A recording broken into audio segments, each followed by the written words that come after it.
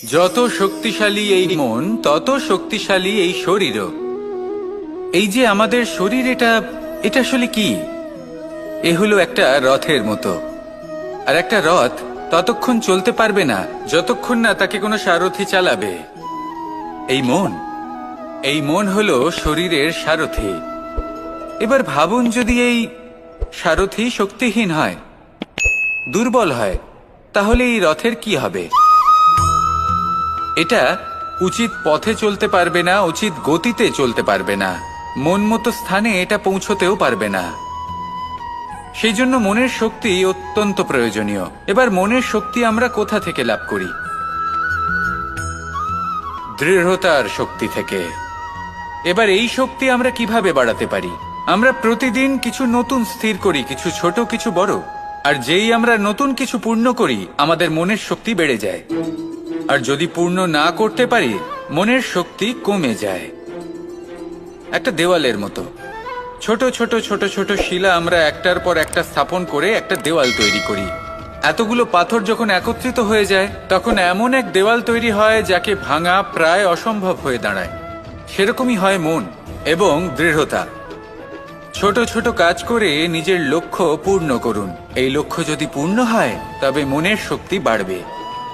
কিছুটা এইভাবে যে যত বড়ই বিপদ আসুক না কেন, সেই বিপদ নিজে হার মেনে নেবে, কিন্তু আপনার মন ততটাই শক্তিশালী থাকবে। তাই মনের শক্তি বাড়াতে থাকুন, যাতে আপনি উচিত পথে চলতে পারেন, উচিত গতিতে চলেন আর মনোবাঞ্ছিত স্থানে পৌঁছতে পারেন। তবেই এই মন প্রসন্ন হয়ে বলবে, রাধা রাধা। ওমা, এ কি?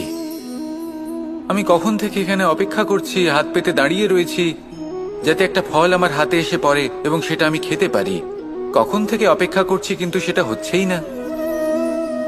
এবার আপনি বলবেন যে এসব কি বলছি, এ কি অদ্ভুত কথা বলছি। যদি ফল খেতে হয়, তাহলে আমাকে বৃক্ষে চড়তে হবে, ফলের কাছে পৌঁছতে হবে, তবেই তো ফল পাবো। এবারে এটা অত্যন্ত সহজ ব্যাপার, কিন্তু এই বিষয়টা আপনি নিজের জীবনের প্রসঙ্গে ভেবে দেখুন।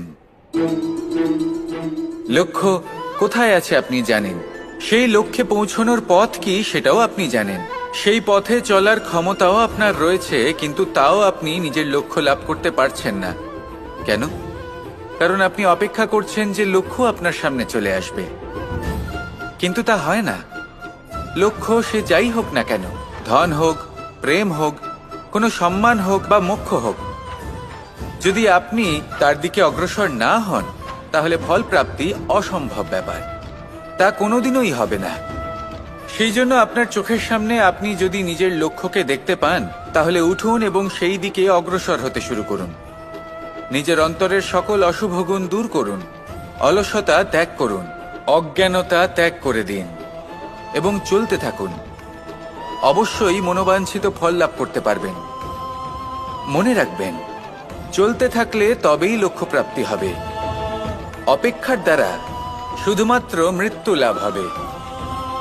আসুন আমার সাথে ভালোবেসে বলুন, রাধা রাধা।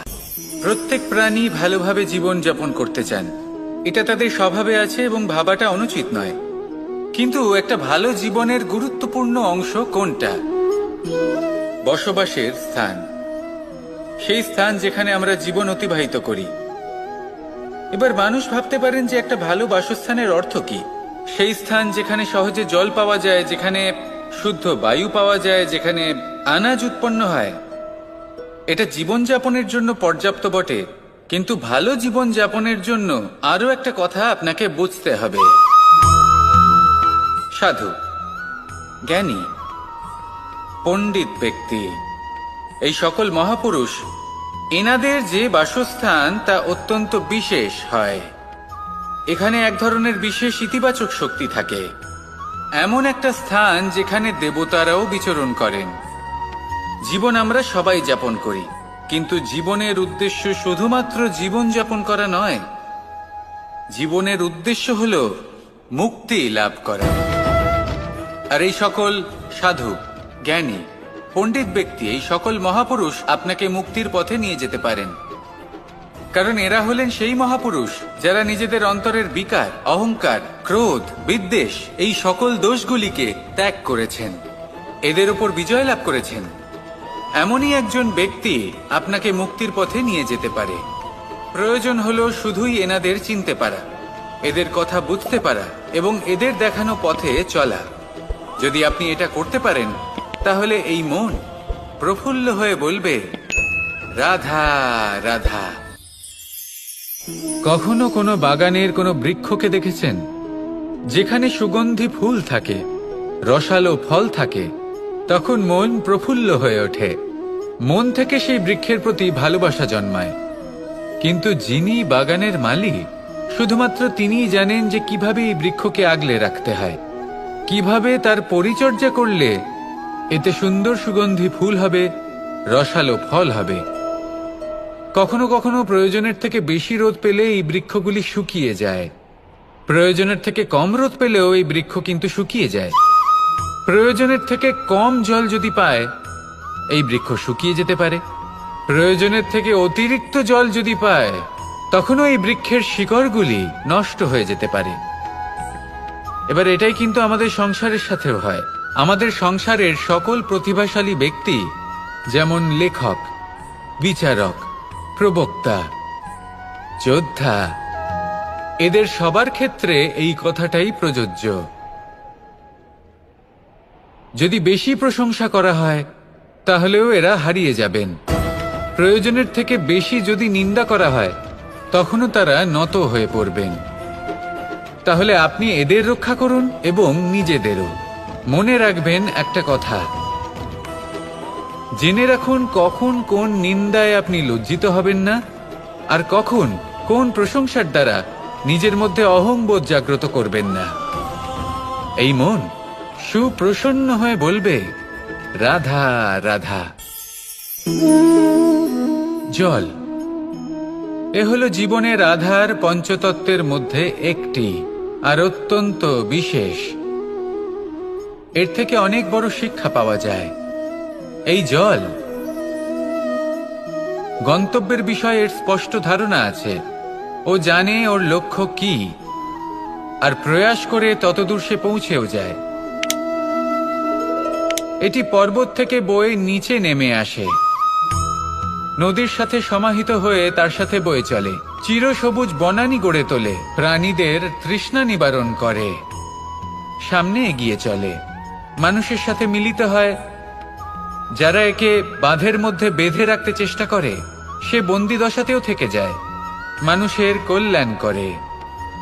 তারপর বাঁধ থেকে মুক্তি পেয়ে এগিয়ে চলে, কোথাও ধাক্কা খায়, কোথাও বাধা পড়ে, কোথাও যদি পথ খুঁজে না পায়, তাহলে পথ খুঁজেই নেয়, আর যেখানে পথ থাকে না সেখানে পথ বানিয়ে নেয়, আর শেষ পর্যন্ত নিজের লক্ষ্যে পৌঁছেই যায়, অর্থাৎ সমুদ্রে গিয়ে সমাহিত হয়ে যায়। আমাদেরও কিছুটা এরকমই হয়ে উঠতে হবে। যেখানেই যাবেন সকলের কল্যাণ করুন, সামনে এগোন। আপনি কোথাও পড়ে গেলে, ধাক্কা খেলে আঘাত লাগবেই, উত্থান পতন লেগেই থাকে। সামনে এগোতে থাকুন। কোথাও পথ না পেলে তা খুঁজে নিন, কোথাও পথ না থাকলে তা বানিয়ে নিন। নিজের গন্তব্যের কথা সব সময় মনে রাখুন। শেষ পর্যন্ত নিজের মোক্ষ লাভ আপনি অবশ্যই করবেন। আর আমার সাথে ভালোবেসে বলুন, রাধা রাধা। জীবনের প্রত্যেক মুহূর্ত আমাদের কিছু না কিছু শিক্ষা দেয়, নির্ভর করছে আমাদের দৃষ্টিভঙ্গির উপর। যেমন নদী হলো আমার অত্যন্ত প্রিয়, নদীতে ভ্রমণ করতে আমার খুব ভালো লাগে। কি বলেন? নদীতে সবসময় নতুন কিছু থাকে, ও পুরনো কিছুই নিয়ে বসে থাকে না। সব সময় প্রবাহমান, কখনো থামে না। ততক্ষণ থামে না যতক্ষণ না সাগরে গিয়ে সমাহিত হচ্ছে। ঠিক এইভাবেই আমাদেরও উচিত নিজের জীবন অতিবাহিত করা, নদীর মতো। প্রত্যেক মুহূর্ত নতুন, তাই সেইভাবেই জীবন যাপন করুন। পুরনো কিছুই একত্রিত করে রাখবেন না, বিগত স্মৃতির মাঝে নিজেকে হারিয়ে ফেলবেন না। এই যে বর্তমান, এই যে মুহূর্ত, সেটাই হলো সর্বশ্রেষ্ঠ। এর মাঝেই জীবন যাপন করুন, নদীর মতো প্রবাহমান হতে শিখুন। আপনি শিখে গেলে তাহলে মনে রাখবেন, আমার আপনার মাঝে বিচরণ করতে বড়ই ভালো লাগবে। যে ব্যক্তি আনন্দের সাথে জীবনের প্রত্যেকটা মুহূর্ত অতিবাহিত করে কোনো চিন্তা ছাড়াই, প্রবাহমান হয়, কখনোই থামে না। যতক্ষণ না মুক্তি লাভ করছেন, এমন ব্যক্তির মধ্যেই রাধাকৃষ্ণ বসবাস করেন। তাহলে আসুন আমার সাথে ভালোবেসে বলুন, রাধা রাধা। সূর্যের প্রকাশ, অন্ধকারকে দূর করে দেওয়া সেই মহানায়ক। এই সূর্যের প্রকাশ যখন পৃথিবীতে এসে পৌঁছয়, কি হয়? এই পৃথিবী জেগে ওঠে, প্রত্যেক প্রাণী জেগে ওঠে, মানুষ জেগে ওঠে, নিজের কর্ম করেন, জীবন যাপন করেন। এই ঘুমের মৃতপ্রায় স্থিতি কাটিয়ে উঠে জীবন যাপন করতে শেখেন। এটাই হলো প্রভাব সূর্যের প্রকাশের। এবার এই প্রকাশ যে সূর্যের থেকে পাই, তিনি কি করেন? তিনি নিজেকে জ্বালান আমাদের জীবন প্রদান করার জন্য। প্রত্যেকটা মুহূর্ত তিনি তাপ সহ্য করেন, আমরা যাতে সেই প্রকাশ লাভ করি। এটাই হলো জীবনের সারমর্ম। যদি আপনিও এই সংসারে প্রকাশ ছড়িয়ে দিতে চান, তাহলে আপনাকেও তপ্ত হতে হবে, নিজে জ্বলতে হবে, সেই কর্ম করতে হবে যেটা কঠিন হতে পারে কিন্তু আসলে শ্রেষ্ঠ। তবেই এই সংসারের সেবা করতে পারবেন, সংসারকে পথ দেখাতে পারবেন। নিজের অন্তরের প্রকাশ জাগ্রত করুন, তবেই সেই সকল ব্যক্তি যারা পাপের অন্ধকারে নিমজ্জিত হয়ে আছেন, তারা জাগ্রত হবেন। সেই সকল ব্যক্তিকে জাগিয়ে তুলুন, প্রেরিত করে তুলুন সুখী হওয়ার জন্য যারা সুখী হতে পারছেন না। সেই সকলকে প্রেরিত করুন সাফল্য লাভের যারা সফল হতে পারছেন না। নিজের অন্তরের সূর্যকে জাগ্রত করুন, চারিদিকে শুধু প্রকাশই প্রকাশ হবে, জীবনই জীবন থাকবে, আনন্দই আনন্দ থাকবে। আর এই মন বারবার প্রসন্ন চিত্তে বলে উঠবে, রাধা রাধা। আজ আমরা দুই ধরনের ব্যক্তির বিষয়ে কথা বলবো। প্রথম জন হলেন যে প্রয়োজনের থেকে অনেক বেশি পরিমাণ ধন উপার্জন করে থাকেন। তার কাছে ততটা ধন থাকে যতটা তার প্রয়োজনও নেই, তারপরেও আরো ধন উপার্জন করতে চেষ্টা করতে থাকেন। সকল সম্ভব চেষ্টা করেন, সকল সম্ভব কর্ম করেন, তা সে উচিত কর্ম হোক বা অনুচিত, তাতে তাদের কিছুই যায় আসে না। তারা শুধুই এই সংসারের সকল সুখ ভোগ করতে চান, সকল স্বাচ্ছন্দ্য লাভ করতে চান। আজীবন তারা প্রচেষ্টাই করতে থাকেন। এবার এই করতে গিয়ে তারা ভারাক্রান্ত হয়ে সমস্যার সম্মুখীন হন। এনাদের সমগ্র জীবন এই চেষ্টাতেই চলে যায়, জীবন যাপন করার বদলে। অন্যদিকে আরেকজন ব্যক্তি, যিনি জানেন তার প্রয়োজন কতটুকু, আর শুধুমাত্র সেই পরিমাণ ধন অর্জন করেন, তার থেকে বেশি একটুও নয়। উনি যদি দুবেলা খেতে পান, মাথা গোজার ঠাঁই পেয়ে যান, সেটাই পর্যাপ্ত। তাতেই তিনি আনন্দে জীবন যাপন করেন, না কোনো বৃথা চিন্তা করেন, না কোনো বৃথা কষ্ট করেন। এবার আমি আপনাদের জিজ্ঞেস করব, এই দুই ব্যক্তির মধ্যে আপনি কোন ব্যক্তি হতে চাইবেন? বেশিরভাগ মানুষ এটাই বলবেন যে আমরা সেই দ্বিতীয় মানুষ হতে চাই যারা সন্তুষ্ট। কিন্তু যদি মন দিয়ে দেখেন, আপনিও সেই কর্মই করছেন যা প্রথম ব্যক্তি করেন। আপনারা সবসময় চেষ্টা করে চলেছেন, এটাও লাভ করতে হবে, ওটাও লাভ করতে হবে, আমার এটারও প্রয়োজন, ওটারও প্রয়োজন। আপনি অনেক কিছু লাভ করেছেন, কিন্তু প্রশ্ন এটাই যে আপনার কি সেই সবকিছুর প্রয়োজন রয়েছে? এর উত্তর আপনার অন্তর মনে রয়েছে। আপনার মন জানে যে আপনার প্রয়োজন কতটুকু। সেখানে গিয়ে দেখুন। সন্তুষ্টি মানুষকে আনন্দ দেয়।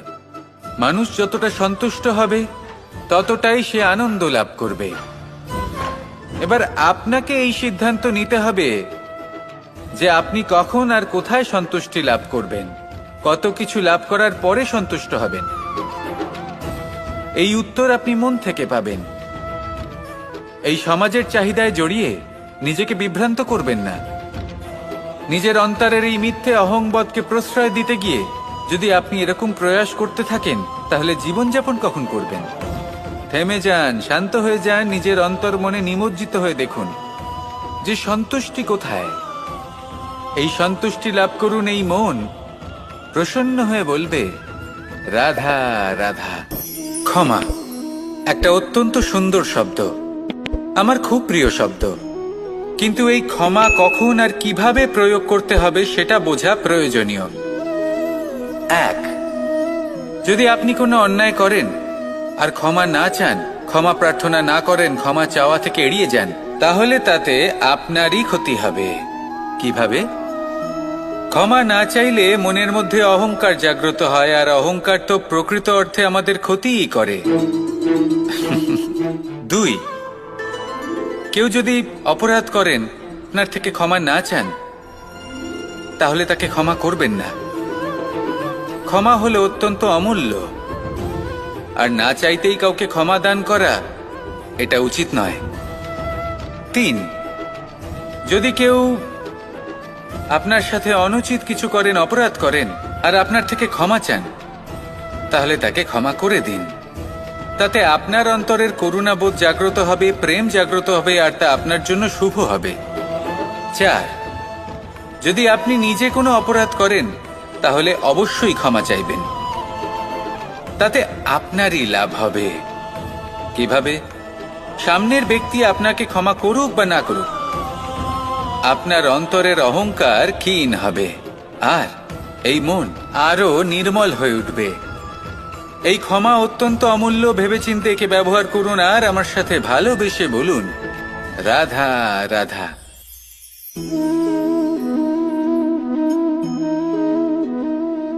ভোজনের দ্বারাই শরীর পুষ্টি লাভ করে। ছোটবেলা থেকে আজ পর্যন্ত যাই আপনার ভোজন হয়ে থাকুক, যাই আপনার আহার হয়ে থাকুক, সেই অনুসারেই আপনার শরীর গঠিত হয়েছে। এই ভোজন অত্যন্ত গুরুত্বপূর্ণ, সেই জন্য এর প্রত্যেক অংশকে বোঝা খুব আবশ্যক। প্রথম অংশ, যে আমরা কি গ্রহণ করছি, এই ভোজন কোন স্থান থেকে আসছে সেটা বুঝুন। দ্বিতীয় অংশ, ভোজন কে বানাচ্ছেন। এই ভোজন সর্বশ্রেষ্ঠ তখনই হয় যখন মাতার হাতে তৈরি করা ভোজন হয়। কিন্তু যদি মাতার তৈরি করা ভোজন আপনি প্রাপ্ত নাও করতে পারেন, তাহলে সেই ব্যক্তির ভোজন তৈরি করা উচিত যিনি সাত্ত্বিক। তৃতীয় অংশ, কোন স্থানে আপনি ভোজন গ্রহণ করছেন। যে স্থানে আপনি ভোজন গ্রহণ করছেন তা সাত্ত্বিক হওয়া উচিত। তাহলে অত্যন্ত গুরুত্বপূর্ণ। এবং চতুর্থ সবথেকে গুরুত্বপূর্ণ অংশ, তা হলো এই ভোজন আপনি যার দ্বারা প্রাপ্ত করেছেন, যেখান থেকে প্রাপ্ত করেছেন, যে স্থানে বসে আপনি ভোজন গ্রহণ করছেন, তার প্রতি কৃতজ্ঞতা প্রকাশ করুন এবং ভোজন পূর্ণরূপে সমাপ্ত করুন। তবেই এই ভোজন আপনাকে সুখী জীবন দান করবে, সুস্থ শরীর দেবে, আর এই মন তা সুপ্রসন্ন হয়ে বলবে, রাধা রাধা। আমি এখানে একা এই বনে বসে আছি, বাঁশি বাজাচ্ছি। কার জন্য? কে আছেন এখানে? কেউ নেই। আমার প্রজা, আমার রাজ্য, আমার পরিবার আমার থেকে অনেক দূরে আছেন। আমি এখানে একা এই বনে বসে এই আকাশের এই রঙের, গাছের এই সব ফলের, মাটির সুবাসের আনন্দ উপভোগ করছি। কেন? আমি হলাম দ্বারকাধীশ। এমন কি রাজকীয় বা ভৌতিক সুখ রয়েছে যা আমি ওখানে পেতে পারি না? সবকিছুই পেতে পারি, তাও এখানে বনে একা বসে আছি। কোন সুখ খুঁজে চলেছি? একা থাকার সুখ। আমরা প্রত্যেকদিন অনেক মানুষের সাথে, চিন্তাধারার সাথে, কর্মের সাথে, পরিস্থিতির সাথে, সুখ দুঃখের দ্বারা বেষ্টিত থাকি। জীবনের এই চক্রে আমরা জড়িয়ে পড়তে থাকি। যতই আমরা এই সমস্যার সমাধান করি, আমরা ততই এতে জড়িয়ে পড়ি। আমরা এতটাই জড়িয়ে পড়ি যে যখন আমরা আয়নায় নিজেদের দেখি, তখন আমরা নিজেদের চিনতেই পারি না। এমন মনে হয় যেন আমরা নিজেদের হারিয়ে ফেলেছি। সেই জন্য প্রত্যেক দিন আপনি কিছু সময় নিজের সাথে কাটান একান্তে। এটা অত্যন্ত আবশ্যক। নিজের অস্তিত্বের গভীরে গিয়ে দেখতে শিখুন, নিজেকে বুঝুন। অদ্ভুত শান্তির অনুভূতি হবে। যেমন এই বায়ু, এই বৃক্ষ, এই পুষ্প, এই নিসর্গ, এদের মতো আপনিও কখনো একলা হতে শিখুন। কখনো নিসর্গের একটা অংশ হয়ে দেখুন। এই মন প্রসন্ন হয়ে বলবে, রাধা রাধা। বাহ, পুষ্পের সুবাস আমার খুব ভালো লাগে। অত্যন্ত সুন্দর হয় এই পুষ্প। এইভাবে চারিদিকে পুষ্প দেখে মন আনন্দিত হয়ে ওঠে। এবার আপনারা ভেবে দেখুন, আমার চারিদিকে পুষ্প নয়, আগুন আছে। তাহলে কি হবে? আমার শরীর কি জ্বলে যাবে না? অবশ্যই জ্বলবে। শরীরকে কি আগুনের তাপ সহ্য করতে হবে না? অবশ্যই সহ্য করতে হবে। এটাই হলো প্রকৃতির নিয়ম। এই নিয়ম কিন্তু আমরা সবাই জানি, কিন্তু আমাদের মধ্যে বেশিরভাগ মানুষ এই বিভ্রান্তি নিয়ে বাঁচি যে এই যে প্রকৃতির নিয়ম, তা আমার ওপর প্রযোজ্য নয়। তা কিন্তু নয়। আমাদের চতুর্দিকে এই যে নিসর্গ রয়েছে, আমরা তার কতটা ক্ষতি করি সেটা একবার ভেবে দেখুন। আমরা বনাঞ্চল জ্বালিয়ে দিই, বায়ু দূষিত করি, জল দূষিত করি, প্রাণীদের হত্যা আমরা করি। কেন? এই নিসর্গ আমরা নষ্ট করি, যদিও আমরা জানি যে আমরাও হলাম এই নিসর্গেরই অংশ। এবার দেখুন, শরীরের কোনো অংশে যদি আগুন ধরান, আস্তে আস্তে সমস্ত শরীরও জ্বলে যাবে। সেইভাবেই নিসর্গ যদি নষ্ট হয়ে যায়, তাহলে মনুষ্য জাতিও নষ্ট হয়ে যাবে। তাই এই যে নিসর্গ আপনি দেখছেন, এই পুষ্প, এই বৃক্ষ, বায়ু, জল, এদের সকলকে রক্ষা করুন, নষ্ট নয়। মনে রাখবেন, যদি নিসর্গ থাকে মানুষ থাকবে, যদি নিসর্গ থাকে তাহলেই জীবন থাকবে। আসুন আমার সাথে ভালোবেসে বলুন, রাধা রাধা। এ হলো গোলাপ ফুল। একে আমরা সকলেই চিনি। সমগ্র সংসার ভালোবাসে এই পুষ্পকে। এই ফুল দেখতেও সুন্দর। সবথেকে বেশি গুরুত্বপূর্ণ কথা হলো এর সুগন্ধ, যা দূর দূরান্ত থেকে ব্যক্তিদেরকে আকৃষ্ট করে। এই সুন্দর পুষ্প একটু মন দিয়ে দেখলেই দেখা যায় এর নিচে কাঁটা রয়েছে। এই সংসার বলে, এ প্রকৃতির কেমন রচনা, এত কোমল পুষ্প, এটা কি তীক্ষ্ণ কাঁটা সহ প্রস্ফুটিত হয়? এটাই হলো জীবনের সত্য। আমাদের অন্তরের সদ্গুণ, সেগুলিও এই ফুলের মতোই সুন্দর।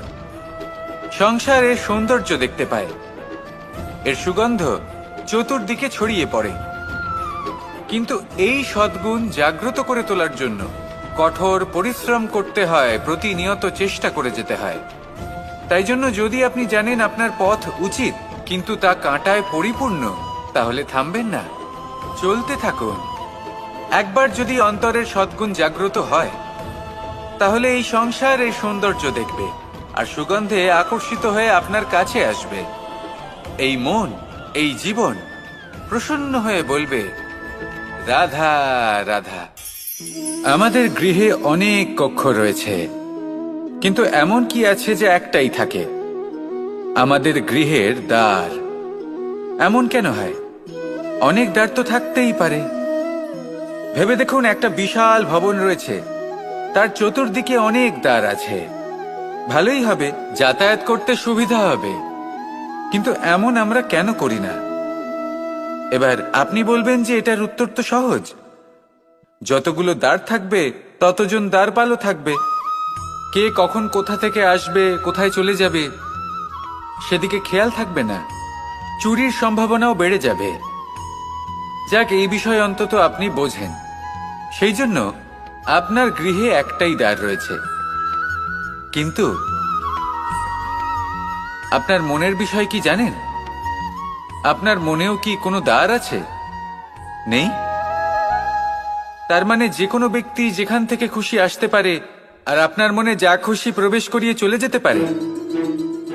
কোনো বাধার সম্মুখীন না হয়ে কোনো ব্যক্তি আপনার মনে যা কিছু প্রবেশ করিয়ে চলে যাবে, তা সে আমাদের পক্ষে শুভ হোক, অশুভ হোক, বা যতই ঘাতক হোক না কেন। সেই ভাবনা হতে পারে বাসনাময়, ক্রোধে পরিপূর্ণ, মতভেদে পরিপূর্ণ, বিদ্বেষ বা অহংকারে পরিপূর্ণ, বা কোনো ব্যর্থ ভাবনা হতে পারে। বিশ্বের যে কোনো ভাবনা মনে এসে বসবাস করতে পারে। এবার মনে যা ভাবনা থাকবে, মন সেটাই অনুভব করবে। নেতিবাচক ভাবনা যদি মনে ঘর করে, মন সুখ অনুভব কি করে করবে? সেই জন্য আবশ্যক হলো মনের মাঝে ইতিবাচক সত্তার দ্বার গড়ে তোলা। অর্থাৎ কোনো ভাবনা যদি আসে এবং ইতিবাচক হয় তাহলে তাকে মনে প্রবেশ করতে দিন। যদি তা আপনাকে আর্থিক, সামাজিক, পারিবারিক, আধ্যাত্মিক লাভ দেয় তাহলে তাকে প্রবেশ করতে দিন। যদি না দেয়, যদি তা নেতিবাচক ভাবনা হয়, তাকে দ্বার থেকেই আবার ফিরিয়ে দিন। যত শুভ চিন্তায় থাকবে এই মন, ততই শুভ হবে আপনার জীবন। আর এই মন সুপ্রসন্ন হয়ে বলবে, রাধা রাধা।